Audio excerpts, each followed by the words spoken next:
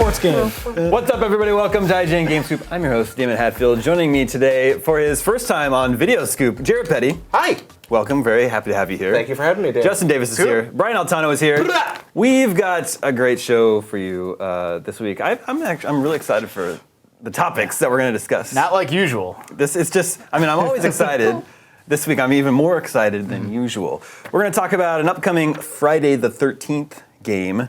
Suspicious quotes there. We're going to flash back to 1993. But first, we got to talk about the game of the moment, the first amazing game of 2015, Darkest Dungeon. Holy balls, this game is so good. Yeah, it is really Why did nobody tell me? What, Darkest Dungeon? Mm-hmm. Oh, man. Why did no one tell you it was good? Or I should be playing this game? This game it's actually not officially released yet. It's in Steam Early Access. It's in Steam Early Access, but unlike a lot of early access games. So a lot of early access games, you're allowed to release them in whatever state you want. Hey, look, our game is in alpha, but we want you to test it out, develop the game with us. But this game is far more complete than that. It's very It's polished. basically the full game, except the final two areas just aren't in it yet. Mm-hmm. Right. But that doesn't really matter because there's plenty to do. Yeah. Oh, yeah. Probably about 20 hours to get through what's in there. The game is a roguelike. Is that accurate? Yeah, like a combination RPG roguelike.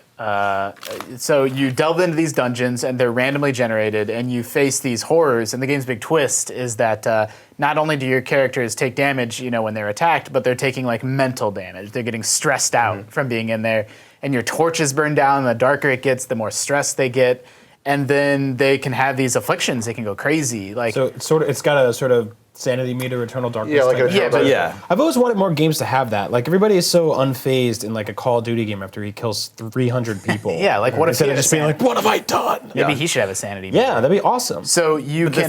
The sanity effects don't affect you, the player. They affect your characters.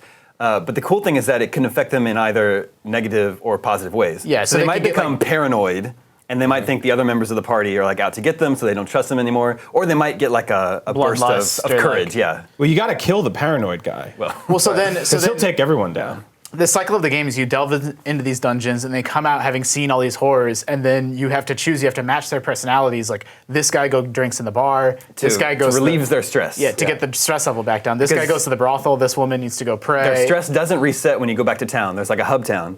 Stress doesn't reset, so if you take them out again, they're like that much more stressed already. And they're like, I don't want to go back down there. And then you got to try to make them happy. So you get like this weird dating sim element built into this. Most roguelikes usually have to manage, your party's HP, maybe their magic abilities, and then their food. This one adds another dimension that has, like I said, the positive and negative swings. So there's even more to fool with, but it doesn't feel burdensome. And also there's this kind of neat, they almost took like the Dragon Quest combat system and put it in this. Most roguelikes are just sort of running up against things and using wands or scrolls in clever ways. We play something like Angband or NetHack, a classic roguelike, or Sharon the Wanderer, which is maybe a little more contemporary. This game takes a turn-based combat system that feels more like a simple Dragon Quest thing, and it works really well. You have just enough options to feel like you're in control, but not so many that you're overwhelmed by having to juggle all these things at once. That's what I'm really loving about it, is the game got my attention, and I backed it on Kickstarter because of that like stress system and managing that, and now my character has all these afflictions that they have to have removed from them. But what I've been pleasantly surprised with is how well that turn-based combat really works. Like, it is kind of standard, like, your character takes a turn, then the enemy takes a turn, but it's really based on positioning. So it's 2D, so it's like character 1, 2, 3, and 4, and you can, like the person in the front has more options, like based on where you are in the party. But they also have preferences for where they like to be positioned. Yeah, they may like to be in the front or the back. Like you might want your healer in the back, and then then a ranged guy, and then 2 melee guys. But you can pull, there's attacks like you can like hook an enemy and pull them to the front of the line, and then maybe that archer won't really have that many options available to them anymore. Yeah, you can screw up their formation. So you said people have like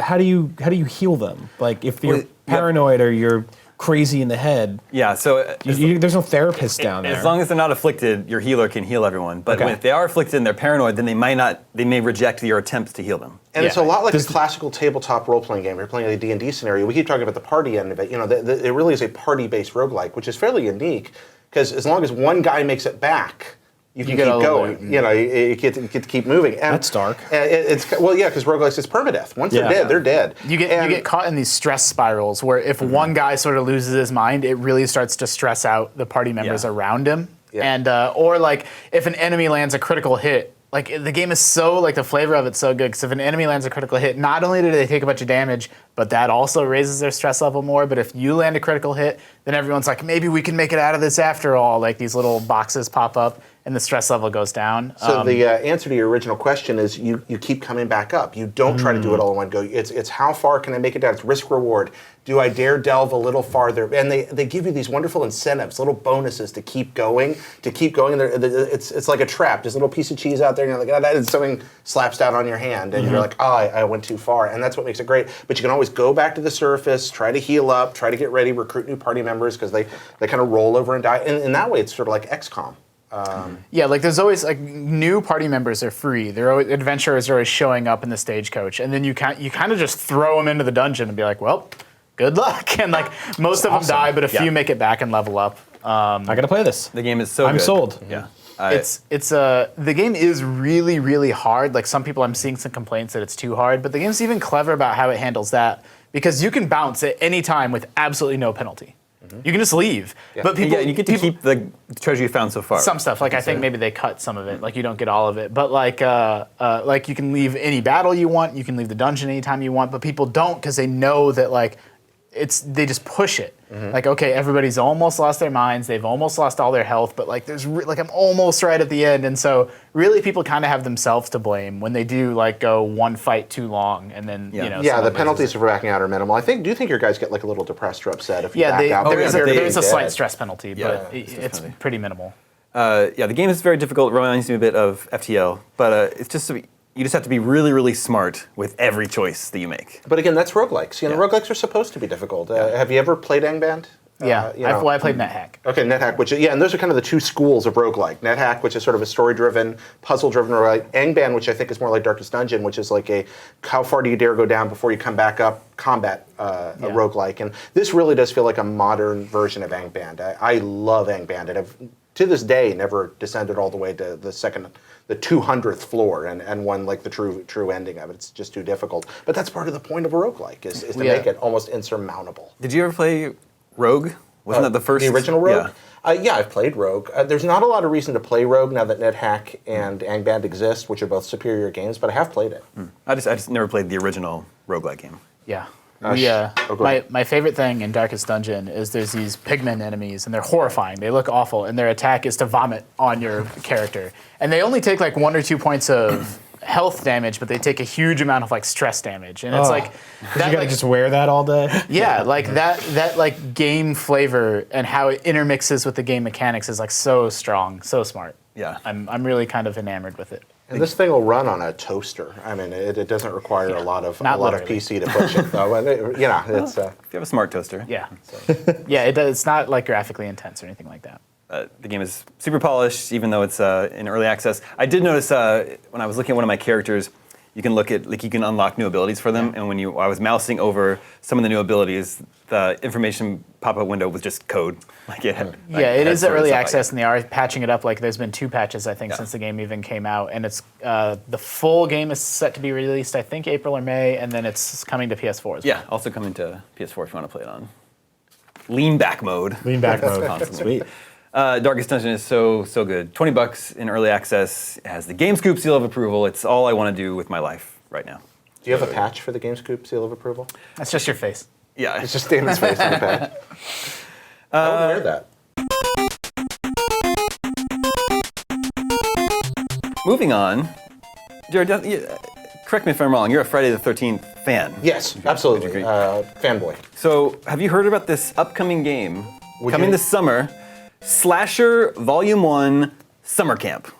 Yes, I have heard about this, and I'm really excited. Did you watch the recent trailer that just came out, the little teaser? Which I actually have here. Okay. Yeah, the Summer Camp trailer. But yeah, I fool around with text adventures as a hobby, and I'm actually, here, let's watch this. Well, there's no sound. There's no sound. We'll talk over there. But yeah, this is, I've been fooling around with the idea for a puzzle-based slasher summer camp game as a text adventure for a while. That's not the first time somebody's done that, but I've been playing around with it, having a good time. This game is looks like it could be the realization of that hope lived out. Like a real, you've got a multiplayer setup where you have several people playing campers and one person who's the killer. It's and Evolve. Right. It's Evolve. Also, it's Just Friday multiplayer. the Every 13th. person's a human. Right. Asynchronous multiplayer. Well, who knows what Jason is? Is he still human? Okay, I mean being played by a human being. Yeah, and so it's a sign. It reminds me also there's an old Quake mod called Predator where the only way to win the game was to, or the only way to score points was to kill other players as the Predator. The only way to become the Predator was to kill the Predator. So it was a bunch of Marines and one Predator. That sounds and, awesome. Yeah, it was a wonderful old mod, and this kind of gives me that same kind of vibe to it. Yeah. And I don't think for sure that the other players even know who or where the killer is. They've been very sketchy. Who knows if it's actually going to be a good game? But man, I love the idea. So Damon, wait, I'm still a little bit mixed up on how like the actual gameplay, asynchronous multiplayer. It's like people take their turns and then they can come back like the next day and take their next turn, or like how? Oh no, is I this mean, supposed to play out. I imagine it's very similar to Evolve, where your match. Okay, but that's you play not it- that's real time multiplayer. It is real time. Okay, I thought. Yeah. Okay, Who said asynchronous? I don't know. I thought someone did. Maybe I'm Asynchronous meaning there's only 1 versus 4 or 8. Oh no, I thought asynchronous. Asymmetrical. Sorry. Asymmetrical. Yeah. Sorry, I Yeah, misspoke. asynchronous multiplayer is a different thing. Gotcha. Yeah. Like Words with Friends Asymmetrical. would be asynchronous. Asymmetrical. Yeah. Got multiplayer. it. That sounds awesome. Yeah, so like we haven't really covered it much on IGN, but we did a news story this week because they just announced that Kane Hodder, the actor that played Jason in Friday the 13th Part 7, Shoulder breathing. Here we go. The New Blood, Jason Takes Manhattan, Jason Goes to Hell, and Jason X is going to be doing the motion capture for the villain in this game. But Kane the Hodder is villain's the- not Jason. No, but the developers are totally saying we are making an homage to Friday the Awesome. 13th. Yeah, his name is Jay Shin. You know. So I wonder how the gameplay is actually going to work, because I know those movies are all about, like, they're not about people really generally trying to attack the killer or escape the killer even so much as they are just living their lives doing something that summer and then getting murdered. Like, is there a scene where you are making out with somebody for the first time? Like, we saw this one scene in the trailer where it showed like there were 2 people in a cabin kissing, right? Here's some concept art showing a kill that's lifted straight from Friday the 13th Part 2. Yeah. The lovers in bed stabbed through with a spear going through both of them. I mean, maybe you're not trying to defeat him. Maybe you're just trying to survive. Like a Silent Hill. What was the Wii Silent Hill called? Shattered Memories, where you couldn't fight back. You just had to run the whole time. So what? It's like Animal Crossing where you occasionally get murdered. I love that idea. See, I don't know, I want to play that game. You know, You're like, they, I'm gonna go pick some apples from the trees. Oh my god! they haven't released any gameplay footage yet. Yeah. But it's supposed to come out this summer on Xbox One, PS4, and Steam. It's a cool idea. So the other thing about Kane Hodder's not the only like horror talent that they have working on the game. Do you know who Tom Savini is? Yeah. Yeah. For sure. So he's also like helping with the motion capture and helping with the game. So actually, as a producer, maybe. Oh, that's a formula for success there, because Kane Hodder has like the best shoulders in Hollywood. Just that whole and then you have Tom Savini, who really did some of the most innovative like budget makeup effects. makeup ever. effects. And the more money you give him, the better he does. But I mean, the story is, I don't know if it's apocryphal or not, that he figured out that nothing looked more like blood than blood. So that in some of the early films, he just would use pig's blood instead of corn syrup. No, Justin. Hopefully, I'm not libeling him, but that's No, the you're story. not a fan of getting pig's blood thrown at you. No. I guess he is an expert on horror movies and how they're made, but he's a makeup guy. So like involvement in Well, video games strikes me as being a He's little also strange. a stuntman, actor, Yeah, sure. director. Yeah. I'm not something. selling anybody short. Like, Do you not watch Robert Rodriguez movies? I mean, He certainly knows what he's doing for sure. The crotch gun guy from Dusk Till Dawn, right? oh yeah, totally. Yeah, what was Sex That's Machine? right. Yeah. Sex Machine. Yeah. Yeah, I totally have not him. ever made that connection. They also have the composer who did the music for the original Friday the 13th, Swamp Thing, and House 1 and 2. Do you remember the movie House? Oh, House is a weird flick. They have the composer that did the music for that and Swamp Thing. I Yeah. thought you said they had the composer for Friday the 13th and Swamp Thing. I'm like, Swamp Thing's in this game? He's helping? He's DLC. He's a developer? Swamp Thing is developing the this composer game? that did the music for all these movies. Got it. Okay, Man, House, awesome. that's a weird flick. It's like PTSD meets low-budget horror meets strange comedy. That is an odd movie. Yeah. When I was a child, I saw that on TV, and it freaked me out, man. I liked it a lot when I was a kid. I think I saw House 2 and liked that one too. But Yeah, So what's the don't go story? back. So this is part 1 or episode 1. yeah, so this is Gun Media. Ever heard of them? I hadn't either, but they made a game called Breach and Clear. Oh no, I take it back. I do know Gun Media. So yeah, I know people they that work seem there. legit. We gave Breach and Clear an 8.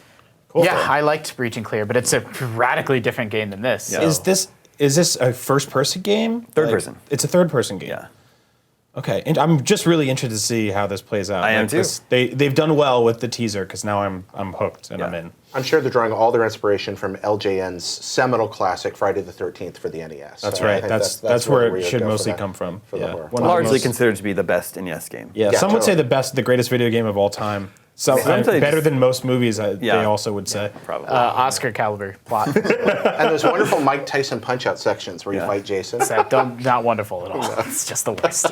Anyway, Slasher Volume 1 Summer Camp. Supposed to be out this summer. We'll see. Be very interested to see what the game actually looks like, how it plays. Yeah, it's probably worth pointing out. It's rad. I want to see more, but let's wait till we actually see the game in Sure. motion before Yeah. we're Does the summer camp thing infer that they might go to other places for Yeah. the next slasher? yeah. Yeah, Like or they could space. do other. So the woods. Into the mine. The woods. It's summer camp. I guess that's true, but I mean like a cabin in the woods. Oh, a cabin in the woods. Yeah, like camping trip Yeah, or All Freddy, maybe Into the Brain. at the airport. Or Sleepaway Camp for Maybe, some yeah. strangeness. There we go. That's a weird movie. If you want to mine 80s splatter films, then there's several different angles they could go for, right? Yeah. Bloody Birthday. I haven't seen that one. You don't just name drop the movie Sleepaway Camp and then just walk away like that because you just don't bring that movie up. Well, you don't want to spoil that for anyone. No, you don't. If you've never seen Sleepaway Camp, go watch Sleepaway Camp. That movie is horrifying. It's a lot of fun. Watch it with your kids. No, don't do that. Nope. IGN does not endorse what Justin just said. I think it's fine. He's the only dad here. Yeah, that's true. good We got to point. take his word for it. Okay, well, he knows. This week, Esquire magazine published an article. For the headline was like flashback to the top Billboard hits of 1993, and they just ran down all the hit songs from that year. And I thought we could do that for video games. 93 Yeah. in video games. What Yeah. was 93? Sonic 2? So, well, that's what we're going to Okay. discuss. Well- Come back with me. Okay. Yeah. 1993. Yeah. What were you doing? I was 15. When 1993 started, I was finishing up junior high, getting excited to go to high school. In 1993, I spent 11 and a half months doing meaningless things I don't remember, and then I played Doom because it came out. So that's what I Spoilers. remember about 1993 is the last 2 weeks or so playing Doom. Justin. Yeah, a lot of Sega Genesis back then. I was not, when I was very little, I'm younger than you, I was 8 in 93. And the NES era, video games weren't my big thing yet. Like the Sega Genesis was what really, I'm like, that's it. All right, this is going to be my life. So that's my enduring I'm going to memory. play Sega Genesis forever. Yep, a lot of Road Rash. I was 12, and I guess I was really into. I think was it Super Nintendo? I guess around then, 93 was that Sure. the year? Oh, yeah. So I was totally into that, and I was also really into Game Boy, and I think that's when I first discovered how awesome boobs are. Oh, in 93? Yeah, How did you discover they're that? just you start looking for those things when you're 12. It's we not go. the year, it's the man. Oh, okay, there we are. It Okay, really I has thought there nothing might to be do something special. Anyway, as 1993 was beginning, there were hearings on video game violence being held in part because of Mortal Kombat, which had been released the previous year, but became controversial. And Moral panic. the controversy extended into 1993. Is this the Look it same out. year we were yelling about Night Trap, or was that the year before? That would have been later, because that was Sega That would've been CD. later. That was Okay, also yeah. part of these hearings. People were Maybe getting it really was that year. concerned because Yeah. video games have been around for 20 years at that point, but they were just starting to look realistic. So this is When- this is a really cool thing. You can actually go on C-SPAN's website to this day. Everything that's ever been on C-SPAN is now on C-SPAN's website. You can go back and watch those hearings. And Wow. they are quite amazing. I've gone and watched quite a bit of them, and it's kind of terrifying to think that just that Joe Lieberman was kind of like a central figure in this whole thing. Yeah. Which I'd completely forgotten about. Your Honor, at one point, a man flew across the stage with lightning bolts and killed another man. Or we have to stop this. Or just watching Howard Lincoln, from Nintendo, just throw the entire video game industry under the bus. Oh, yeah. Yeah. Just, What did he do? Oh, he's just like, well, those guys over there at Sega don't care about your children with their inadequate ratings. If I'm about to be sued, this is all facetious. Throwing, about those guys at Sega doing this, but we at Nintendo, we protect your children. Yep. And that was really the tone. Like, this cannot be stood. Your, Yeah. senators, etc. And they're just like, And oh, I mean, the man. whole thing worked too, because I for a month I saved lunch money. This is no lie. I did not eat lunch for an entire month when I was this age, and I took all the money and I I walked down the highway and I bought a copy of Mortal Kombat. And I brought it home. My For parents, Sega Genesis or Super Nintendo? for Sega Genesis. And because I was one of those people, I learned very early on that the console wars were stupid. And I got the Super Nintendo, and then I saved up money and I got the Genesis. And I was like, I need both. Would that have been Mortal Monday? Yes, yeah, I remember that specifically. And I brought the game home, and my parents were pissed, and they took it away from me. Oh. And I guess they brought it back. I don't know what happened to it. It just disappeared. And then like a couple weeks later, a friend of mine got it, and I just went to his house and played it every day.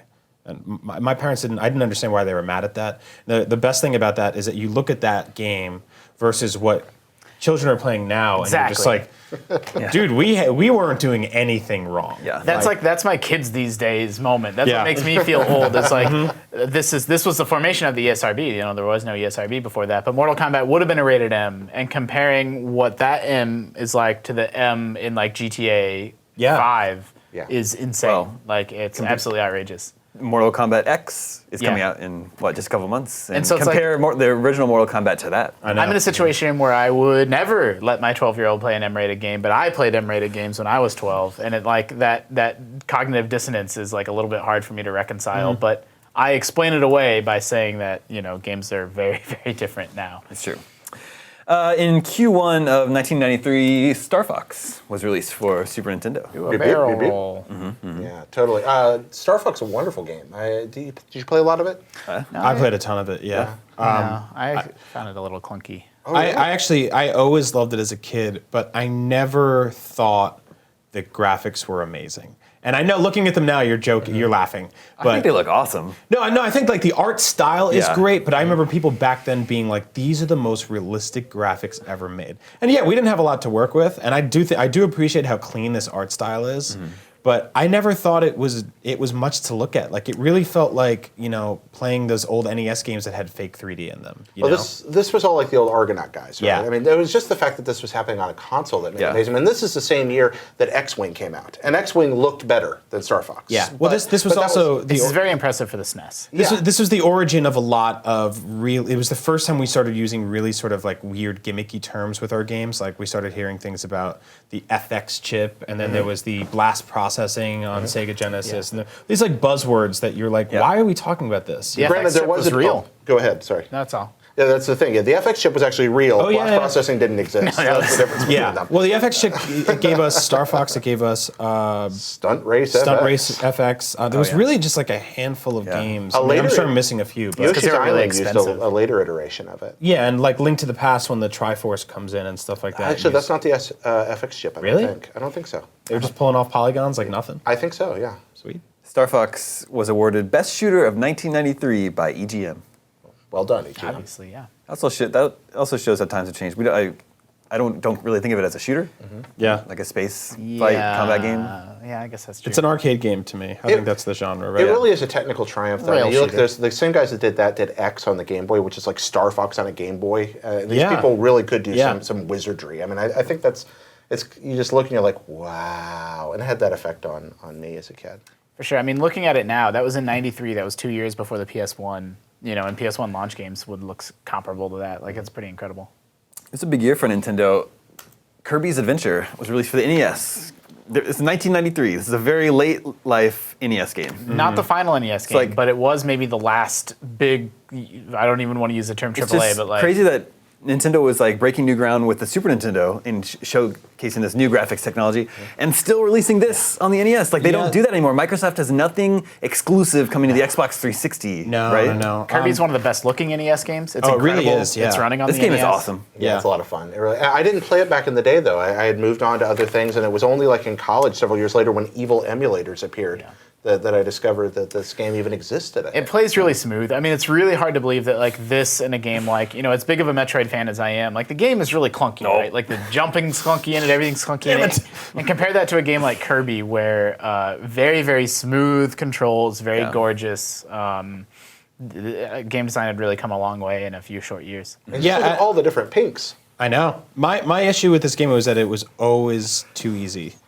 Always, but I mean, it went with the Kirby art games style. have always been. But on I the mean, like easier side, I you guess. could inflate and just fly across the top of every level. And I remember just doing that and being like, "This is dumb." Well, I've heard it theorized. I don't remember where Nintendo might have had this idea that like the older kids were going to buy the SNES and you were going to like pass it along to like your little brother or something. Yeah. And so the game was kind of aimed at that younger makes audience. sense. They thought that might still be playing the NES. I don't know where I heard that or if there's any truth to it at all, but it kind of makes sense. It was a cool time that we don't really have anymore, where people are buying games for 2 systems from the same developer. Like one's past gen and one's current. And like you would buy Link to the Past and then you'd buy Kirby. You know, that's kind of cool. Yeah. The one that always blows my mind is Super Mario 64 and Super Mario RPG came out the same year.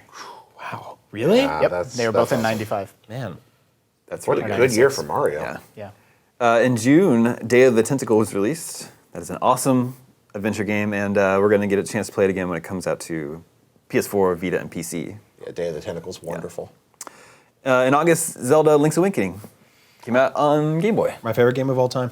That's your Link's Awakening's your 100%. favorite. Yeah, Oh, my man. favorite game of all time. Oh, that ending. And far and away my favorite Zelda game. But yeah, my single favorite video game ever made. Did you get teary at the end?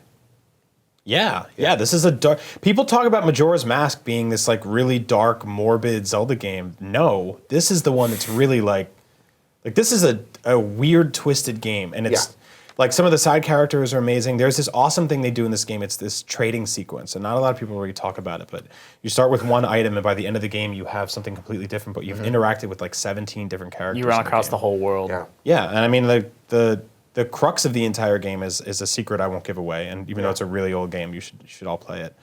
There's a Game Boy Color version of it as well. With the color dungeon. That added a color dungeon Although I and a don't full like the color color packet. dungeon. Do you like I don't. that? I don't actually don't like that port, and I'll tell you why. And this is very specific. And sorry if I'm hogging your show for a moment. Fine. But Link's Awakening on Game Boy had a trick where if you walked from one screen to the next while holding the select button, you could warp to the other side of the screen. You know what I'm talking about? Yeah, and you'd not have the sword, right? Yeah, so it'd be like if I went here, I could jump to Damon's chair just by holding the select button. And then Damon would fly off to the next screen. So when there's all these parts in Zelda games that you can't cross a river or an area yet, and you could basically just like matrix time warp through that game off of like the 5th screen. So it's really cool. It was infinitely replayable for me because of that.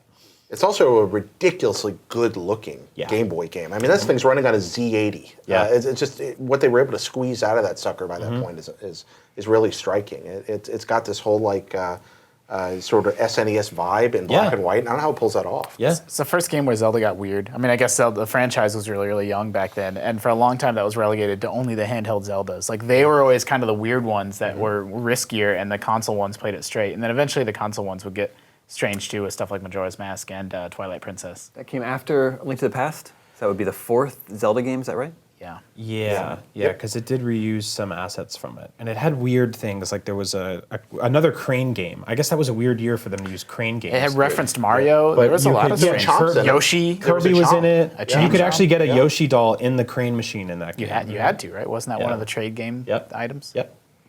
In August, also, Super Mario AllStars was released on the Super Nintendo. Maybe one of the greatest, almost certainly the greatest game cartridge ever released. Yeah. That's awesome. Well, there's 2 versions of it, but I think if the one we're talking about is the same one. One of them has Mario 1, 2, 3, the Lost Levels, and Mario Super World. Mario World. And that sucker's some rare. versions of that game. And that was the pack-in Yeah. very late in the SNES's lifespan. So it's actually kind of hard to find that card. Yeah. We actually, I don't know if we ran this feature, if we only talked about it, but you and I were actually, and Jose, were looking at the Super Mario World that's on that cart, that's on the cart with 1, 2, 3, and All-Stars is slightly different. It's weird, In right? like weird random ways, like Mario slides down slopes differently. And the Luigi sprite is like skinnier instead of being. That's right, like, and so there's weird- Just so- a palette swap of Mario. There's this weird alternate universe version of Super Mario World that almost no one's ever played. Yeah. And it's odd that, I mean, I can't think of an earlier example of a remake, because these were remakes. I mean, they For were 1, 2, and 3, yeah. Yeah, these graphical overhauls and slight changes to the gameplay like you're talking about there. Can you think of an earlier example in console gaming of a game being remade? This is the first time I think somebody just took a classic and said, we're going to give this a contemporary generation treatment and repackage it for a whole new group An of HD people. remaster. Yeah. I'm just trying to think. They did like bring they put old arcade games to the NES. There is that. But they usually had to go the other direction. Those were they had to usually make remakes. compromises Yeah. to get them. If you look at like Double Dragon arcade, Well, or yeah, but I was Contra. thinking of older stuff like Galaga. Oh, sure. yeah, There yeah, were plenty of yeah. ports. I mean, I'm yeah. trying to think of an instance where they actually improved the game. Like we're gonna. They also, that's sorry, this is a slightly different point, but it's one of the only versions of Lost Levels that anybody's probably Yeah. ever played in Oh America, yeah, at least. yeah. That was actually the only way to play it until then. We were just like, what the hell were they thinking over there? It's a sign of the times. Like in '93, they're like, yeah, put out 3 of our old games on a cart, sell it to people, 4 of our old games. But now they would sell you all those games individually for $10 each or Well, whatever they they did the cost. like Master Chief Collection. Yeah, That's true. There's that. Yeah. or the orange box. But I think now it would be like I'm thinking about Nintendo. It would I be guess. like Nintendo 100% would not do that nowadays. They don't- There's a good side and a bad side to it. The bad side is now you got to buy all these games individually, and for every single console you got to rebuy them. But the good side is they're all available. Like there's anytime you buy a Nintendo console and you have nostalgia, you missed old games. There's hundreds of them that you can just buy and play at any time. You don't need to go track down some weird cart and hope they've released it. yeah. I think the guys at Retronauts put a whole show together once where they did nothing but go through compilations like this, just collections, and talk about them. It's a neat one to dig up if you're looking for more on this, and I think it's still floating around the web. And August '93 was a huge month. That was also the month that Secret of Mana was released on Super Nintendo. Oh, Isn't that Max Scoville's favorite game? Seiken Secret of Densetsu Evermore 2. is his favorite game. Secret I of think. Really? Another- Evermore? Oh, I know I'm speaking for him, but I think it was Evermore. Yeah. Wow. Overmore. I really liked this game when it first came out, and I'm kind of bummed that there haven't been more excuses for me to play it. I feel like it's been ported a couple times, but not as often as some of the other games that they were making at the time. I love the sort of hands-on action RPG Yeah, stuff. and the big deal with this, the footage actually doesn't show it, but it was like a multiplayer. Yeah, Right, game. yeah. Which was really cool to play an RPG. It's the way you always wanted to, right? Like you would play games with your friends all the time when you were that age, but you couldn't play RPGs like that. Yeah, This it was was one a- of the first ones. And it's a 3-player game with a sort of Zelda-ish vibe. Yeah. But I think one of the reasons we don't go back to it as much is because we're not kids anymore, so we're not playing all the time. And to get to the multiplayer stuff, you actually have to play into the game a couple of hours to unlock that. Isn't that weird? Yeah, it is, but it wasn't then because it was made for us, and we're just sitting there like play, So, but I think that's why people don't go back to it as much. Like if we're going to do a Let's Play on this, we'd have to play for several hours just to unlock the ability to get all 3 characters. And I think that's maybe why it gets revisited less than it could. It's still a wonderful game. Great music. I also love the fact that you can't just sit and whack away with your sword. You've got to let things charge, and so you got to back up, and your guys are really fast and can dodge quickly, and you get out of the way of most threats. And later Mana games became kind of clunky and slow, but Secret of Mana is pretty special. And the Seiken Densetsu 3, the Japanese sequel that never came over here, is also really pretty good. Both of those games are worth playing on. EGM named Secret of Mana Best RPG of 1993. Also in August, Samurai Showdown was released in arcades. No W in that. Well, there is the one W, but No W. I've been spelling it's SHOD Yep. OWN. Yep. Like a hoedown. That's really how on they the spell shows. it? Yeah. SHOD. Yeah. There's Oh, no yeah. W in it. I've been spelling. That's one of those games that I've been Showdown. spelling wrong for like 10 Yeah. years, and then I had this revelation where I'm like, oh, oops. But it's no wonder if you read the story screens from the Samurai Showdown series, like the misspelling of the title is really the least egregious abusive English that takes place. So Yep. it's wonderful games though. Showdown and especially Showdown 2. Yeah, but like they seem to have, like they're not like still being made today the way that Street Fighter and Tekken. Well, are, yeah, but right? some of that's that SNK got. Yeah. I mean, got gutted. Yeah. When Playmore took over. What, So that's what a I lot found of it. surprising is that EGM named Samurai Showdown Game of the Year. Wow. That's Well, this was the I was fighting going to say, game era, EGM was on a pretty good hot streak until right there. You guys are really screwing up over there, EGM. Well, fighting games were. Think about how Now I'm sad. you walked to an arcade in 1993, and it was fighting games and racing games Yeah. and And that beat was- 'em ups. Link's beat 'em ups, Awakening, yeah. Secret of Evermore, Yeah, forget it. I know I agree. Kirby's Adventure. But it was quite a game. I do remember how many. That was an amazing time to go to arcades, and there were so many fighting games and beat 'em ups, and all the well, and then Mortal Kombat spawned a lot of clone like oh, violent. yeah, the violent ones yeah. like time killers. Where you could dismember Yeah. people's individual body parts, and That's they were great. just hopping on one leg with a sword trying to kill you. That game's so bad. All you had to do was hit all 5 buttons at once, and you would decapitate your So opponent. is it a bad? It is a bad game, right? Yes, it's Yeah, terrible. Okay, because it's I obviously terrible. haven't revisited that in any They're all capacity. terrible. But I do remember remember playing it in arcades and being like, "This is bad," and people were like, "This is awesome! You can kill a guy by cutting off his legs." And I was like, "Yeah, but it's still bad." Doesn't make it fun. No. Yeah. In September, Myst was released on Mac. First came to Mac. I don't think it came to PC till the following year. Yeah, actually, I don't think Myst came to PC till like '95. Oh, really? Yeah, maybe I'm remembering that wrong, but yeah, but Myst was, Myst was a phenomenon. Yeah, it was. Myst was the first time somebody took a CD-ROM. Well, there was Seventh Guest, but that was terrible. But somebody took a CD and was like, "How much beauty and great music can we fit on this thing, and how can we show off this incredibly rendered world?" And you look back at it now, and it's just, it's a hypercard stack. One of the first examples of pre-rendered backgrounds being used really effectively. Not the first example in any game ever. For a long time, Myst was also the best-selling video game ever. Well, it got packed in with almost every CD-ROM unit ever sold. That's a lot of it. But also it was a game that every kind of person played. There was no pressure in Myst, and it was very difficult to die. Really, until the end of the game, you couldn't die. And the puzzles were frustrating and esoteric, but if you really put your head to the wheel, or did something hard, I lost my metaphor. You could figure it out, or you could go buy the strategy guide, or talk with your friends about it. If you put your head to the wheel. Head to the wheel. If you put your I was going head to say that to the wheel. Myst is probably one of the most popular, completely bizarre things ever really taken in by our species. That Beanie Babies? Yeah, which was also like 93. But like Beanie Babies, I sort of get, because it's just like, okay, it's an animal full of beads, and don't open it because your house will be a mess. It's a great set of rules. Myst was like, you're on this island, and if you click things in the weirdest ways that make no sense, FMV videos of old men yelling at you will appear. That's right. And people are like, oh, I gotta buy that. I'm like, what the hell? Like, it made no sense. It wasn't like you hand a guy a controller to play Mario, and he's like, got it. Totally makes sense. Or Tetris was like, clear these blocks. But Myst, I still don't understand Myst. Well, I think a lot of Myst was that exploratory sense. Again, there was no pressure. Anybody could play. There was a game the same guys that did Myst made before Myst called The Manhole, which was just sort of this amalgamation of a bar in Castro.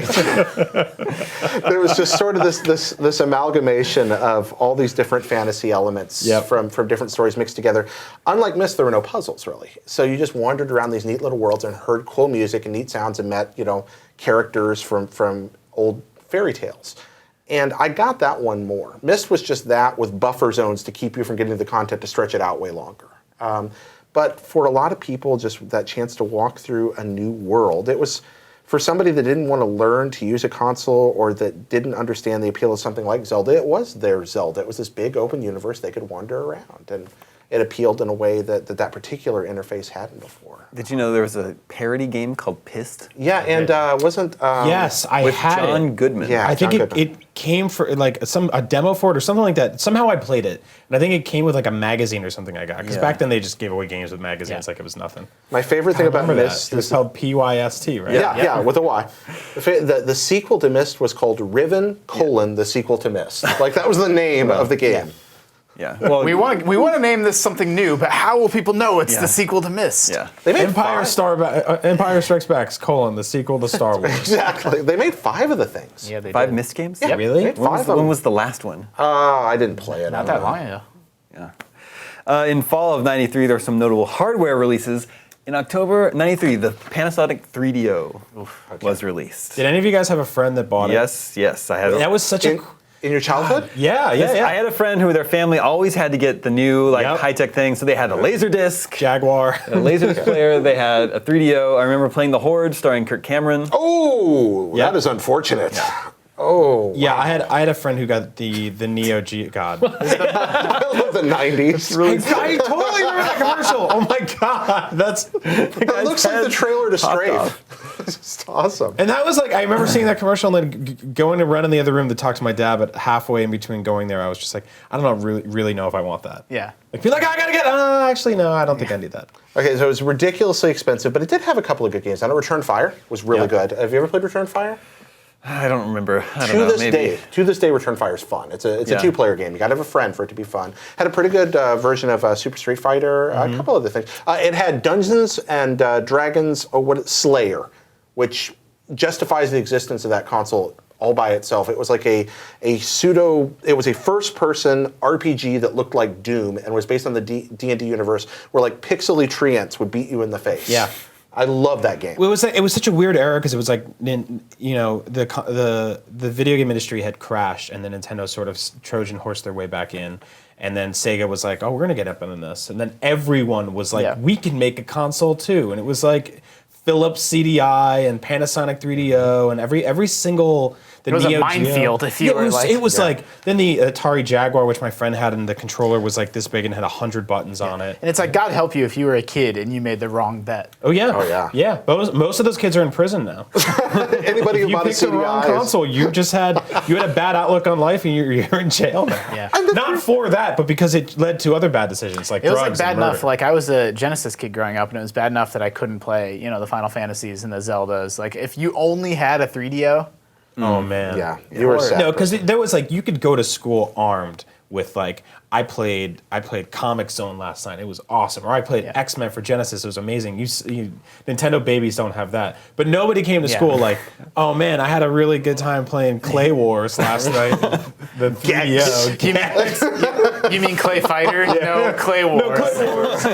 it's about these clay tanks. It was a neat idea. They had this idea that they were going to license the hardware. Trip Hawkins? Yeah, it was Trip Hawkins, and it wasn't like just the Panasonic 3DO. We called that, but several people manufactured it. Like anybody could make a 3DO that wanted to. Yeah. It was just a hardware standard. The problem was that What does that even mean? That's crazy. it's sort of like a PC. Like Yeah. it was an open architecture, and they're like, okay, and everybody will want to make their Like own. people making Blu-ray players. Yeah. It's crazy. It was a neat, terrible idea. Like just a horrible business model. And these things weren't cheap. They were all pretty expensive. it's like $700. Yeah, They're ridiculously expensive.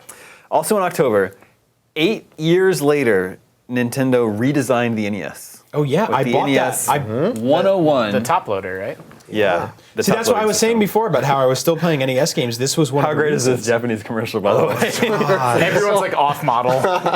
They're all in there. Just Yeah. But yeah, it's just crazy. It was the NES had been around for so long at this point. I loved the design of this system. It hasn't held up. I never had this design, but they were trying to make it look more like the Super Nintendo because it had the controllers and have the the rounded edges. controllers. Well, the thing is, if you were still playing NES games then, which a lot of people were, you almost had to buy that thing. Because Yeah, A, it was it's dirt just- cheap, and yeah. B, your old system was dead. Was broken Like by my NES worked 1 out of 30 times by that year. By '93, I had to put a game inside my NES and another game on top of it to jam it down, Yeah. and then slap the side and blow into it and tell it like love stories, whatever you had to do to get it working. I still have my NES, and it barely works. It's the same as you. I have a whole system. I know its quirks and know how to get it to work, but it's kind of like, realistically, I probably need to just get rid of it and buy those games on the Wii U. Yeah. Like, it's time. I just, Oh, you if still have yours hooked up? Not hooked up, but I own it. Like, it's in my closet. Wow, that's I don't know impressive. why. Like, I don't know who. Never in a million years is that thing going to get drug out. Actually, now that I don't know if I've mentioned this on GameScoop, but I'm a father now. Really? Congrats. And so maybe when she's like, 4, I'll drag out the NES and we'll have fun for an hour. I know I'm going to get angry letters for this, but I've had good luck with the Retron 5, honestly. You can still plug NES I don't controllers think into anybody's it. going to be mad about There's it. some emulation controversy with it. Yeah, there is. But I've had good luck with mine, and it outputs to HDMI very nicely and is affordable. I like it quite a bit. In November, the Atari Jaguar was released. So I think this is interesting. The Super Nintendo and Genesis had been out for a few years at this point. And so now like the 3DO and the These Jaguar commercials. were coming out. This was supposed to be like the new wave of consoles, and they were both complete failures. Yeah. They were. Although this did give us Alien vs. Predator. But I did love what the Jaguar did, and the 2000. most important thing the Jaguar did was it ended the bit discussions. Because we had talked about 8-bit and 16-bit, and you saw in their marketing campaign, 64 bits, and all of a sudden, Do the math. like everyone came together, every person fighting in the cafeteria, and every troll and nerd all got together at the same time, and we said, bits don't matter, games do, and it was such an important revelation, and it took the Jaguar to come in, making that gigantic piece of junk with that horrible controller with no good games, selling it for hundreds of dollars for us to go, we don't care about bits. Yeah, that do the math ad campaign 100% almost worked on me. Yeah. I'm like, it Did is it more really? bits. I did the math. It's twice as many bits. As a kid, I saw that controller and I was like, whoa, more buttons. Yeah. I can do more things. But Felt the same way. sanity prevailed in the end. That sucker shipped with that old style, like sliding bar adapter for your TV. Do you remember that the manual switch? It still came with one of those in the box. The Jaguar wow. did. Yeah, even here in the early '90s, it came with one of those like old style Atari 2600 adapters. I hated their branding was so aggressively ugly too. It was this. It looked like a cat was scratching through a box. Yeah. With the eyes. But there were 2 good games for the thing at least. There was Alien vs Predator. Yeah, which I actually, a friend of mine had. My only memory of Jaguar is a friend of mine had it, and he also had. Do you remember Kinects? Yeah, I remember. They're the little intricate sticks that you put together. Yeah. He had the roller coaster, which was the size of the set. Yeah. And I went to his house, and his bedroom was a Jaguar and the Kinects roller coaster, and we hung out like 3 times, and I was like, this guy's weird. I'm never hanging out with this guy again. Atari's final piece of hardware. The Jaguar, wasn't it? They had the Jaguar CD, but Ooh, They made which those- they was made- literally shaped like a toilet lid. yeah. Like a toilet bowl. I mean, Yeah, it just was. awful. It's just horrible. But the other good game, Tempest 2000. That's That was a right. good game. Yep, that's Yeah, right. yeah. In November, Sonic CD was released. So good, in my opinion, the greatest 2D Sonic. I know a lot of people really liked The that game. soundtrack's so good. Both soundtracks are so good. That's what people don't know is that game had a separate soundtrack in Japan and America. And I don't exactly, I mean, there must have been some legal reason why. I don't know the story behind that. But they're both like incredible. It's like a weird parallel universe Sonic CD soundtrack. I had a Sega CD, and so I was trying to like justify its existence. I'm like, no, guys, Sewer Shark, it's super legit. But then like Sonic CD was really 3 versions of every level going to the past, the present, and the future. Yeah. Game was great. I agree with you. Oh, go ahead. No, I played that game last weekend out of Yeah. nowhere because I have one of those like Kindle Fire TV sticks. Yeah, and that game's on there? It's on there, and you can play it with like an Amazon controller. And I was just like, why is this here? Like, because you know how like when you go on your iPad, there's all these games, and you're like, wow, there's all these. Because it's on classics. the App Store, but no one who wants that. But on the Kindle game App Store, it's a wasteland. Never underestimate the ability of Sega to port Sonic to crap. I mean, they had a Yeah. version of Sonic. I kid you. Do you remember the whole wheel iPod that used to exist? Yeah. Yeah, yeah. With like the control wheel. They had a version of Sonic for that. Yeah, you used to write revol- about those games, I right? reviewed Clickwheel iPod games. Wow, that's amazing. So I played Sonic CD, and first of all, yeah, it is the best Sonic game. Second of all, Sonic games are terrible. Yeah. I guess that's a good point. If The best in a terrible series. Yeah. I said it's the best 2D Sonic, then I guess that makes it the best Sonic by default. Yeah. Exactly. I wonder now I'm super curious about which soundtrack is in the modern version of the game. But the parts where they go, the future is hilarious in that. Go look those up. Go play that if you can. The parts where Sonic goes to the future, there, like their vision of the future is worse and more demented than any other vision of the future. It's really post-apocalyptic. Everything's all like, but it's still messed pretty up. cool. Like it's Yeah. like, it's great. Go check that I out. kind of want to play Sonic CD now. We can set that up. I think the 360 version uses the American soundtrack, by the way. Interesting. In answer to, and I think you're right. It is just the best 2D Sonic. In November, also, Sam & Max Hit the Road was released on DOS. That is a beloved adventure game. It's funny. And adventure games, LucasArts was really good at the whole humor shtick. Yeah. And because their games didn't kill you, frustration rarely got in the way of the humor. Sam & Max is a wonderful manifestation of that whole design philosophy. I didn't think the Telltale games were that great. I liked him. Oh, I like them like quite a them a lot? bit. Yeah, I really enjoyed the Telltale games.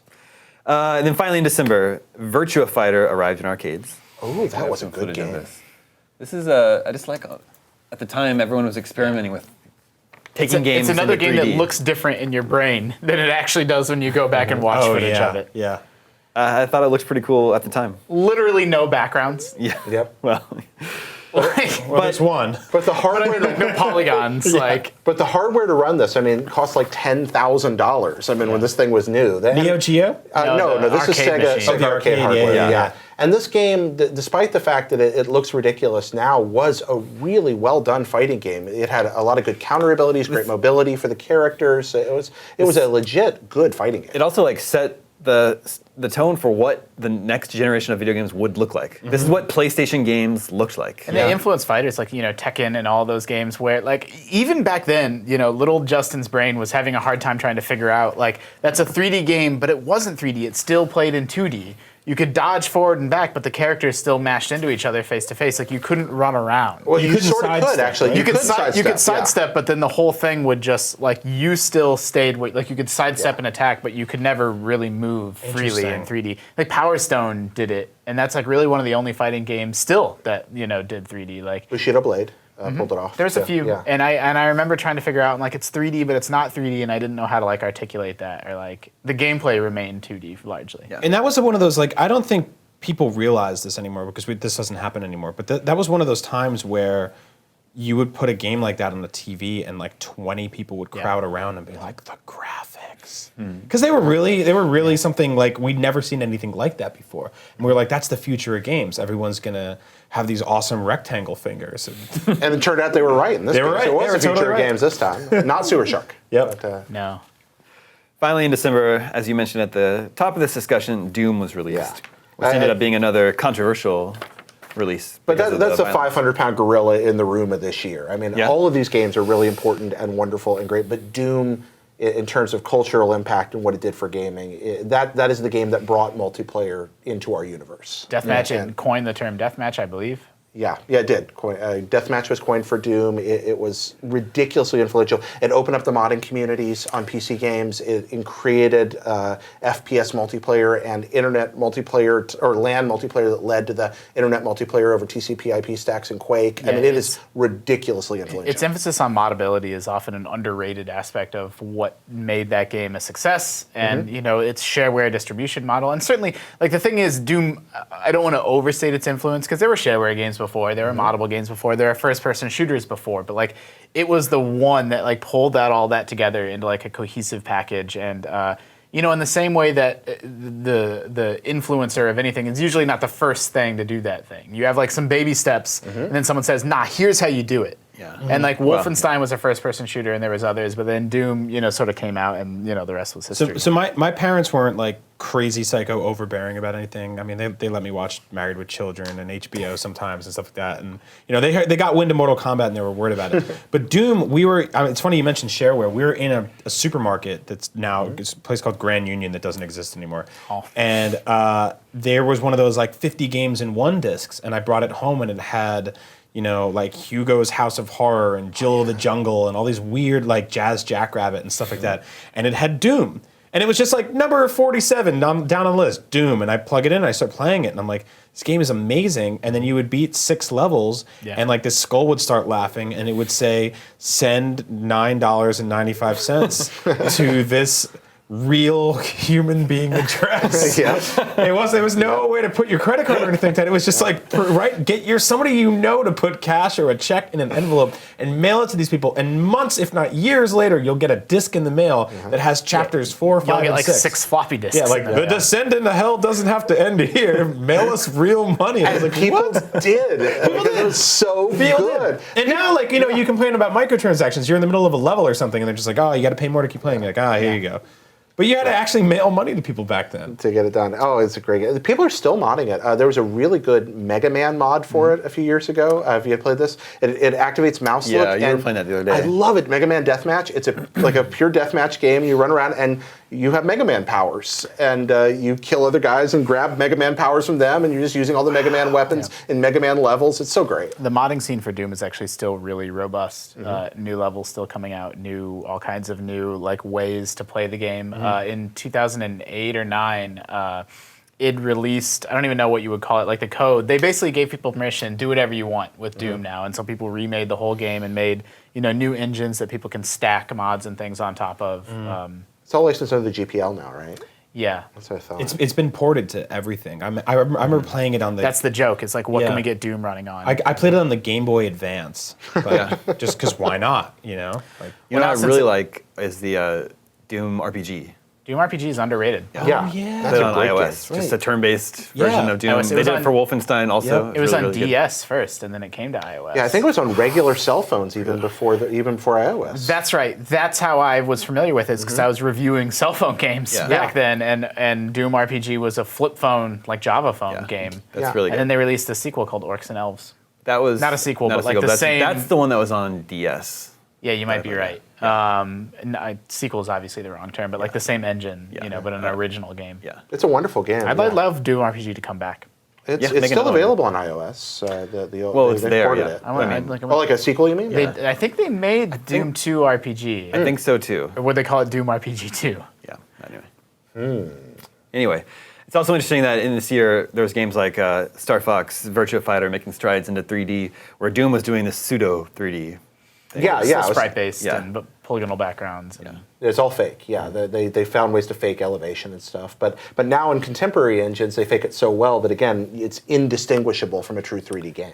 Yeah, there's mods for the original Doom where like headshots do more damage and stuff like that. Like you have free look. Yeah. I think 1993 was a pretty good year for gaming. So good. Yeah. And I feel bad. I feel like I missed out on a lot because I was 15 and going into high school, and I was like going through a phase where I thought I was over video games. Like they're not cool. And then I've eventually come back around, but I missed out on a lot of these games at the time. I've since gone back and played most of them. Well, granted, human relationships are also cool, and you were into that. So you came back to the I had fold. a girlfriend.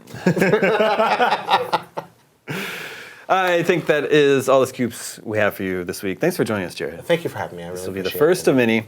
Thank you, Justin. Thank you, Brian. Remember, you can always reach us at the email address, gamescoop@ign.com. My name is Damon. This is IGN Gamescoop, and we're out.